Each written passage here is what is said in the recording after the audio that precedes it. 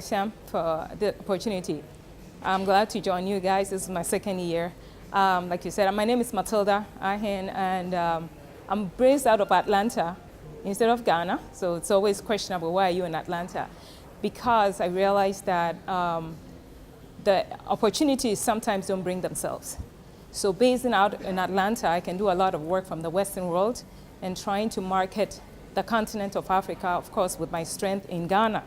But I focus on all countries in Africa. So if there's any opportunity that I don't have answers to, then I partner with like chambers, diaspora chambers, to bring this opportunity to them, or they also in turn bring me opportunities that is focused in Ghana. So that's how we work. And we currently looking at SMEs.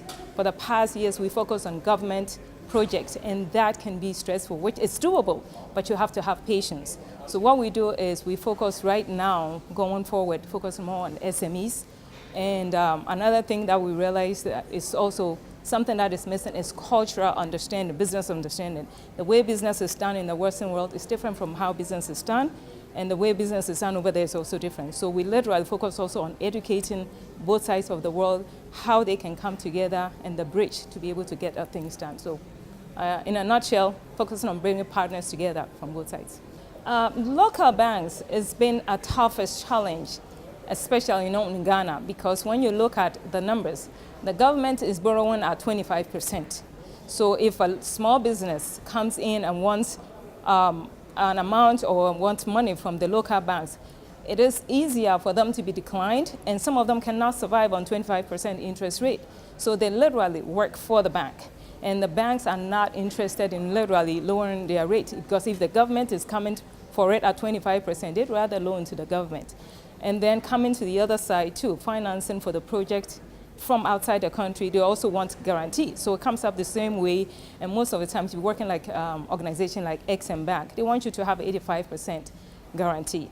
And the local banks are not willing to kind of have that project going on. So it's a luck, I call it luck, that you get a local bank and relationships there that are willing to support your project. So it's tough for the African countries, but I feel like right now the companies are beginning, the banking system, especially outside, are beginning to see the interest of working directly with the local banks. So we're working on it, we're talking to the banks, and we're seeing some success stories, but it's not where I think it should be.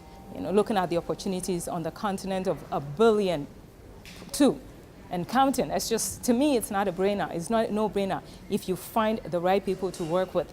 So what we focus on right now at the Chambers is working with the YALI, the Young African Leaders Initiative. There was a missed conversation going into the United States. The companies in the United States are looking at them like students. So now we have a propaganda going on, letting the companies know that these are young entrepreneurs on the continent. So if you need a company that you really can partner with, is the YALI group. And we focus on diaspora engagement also. So the banking system is beginning to understand, so they have the microfinance also going on. So I think we are on the right path.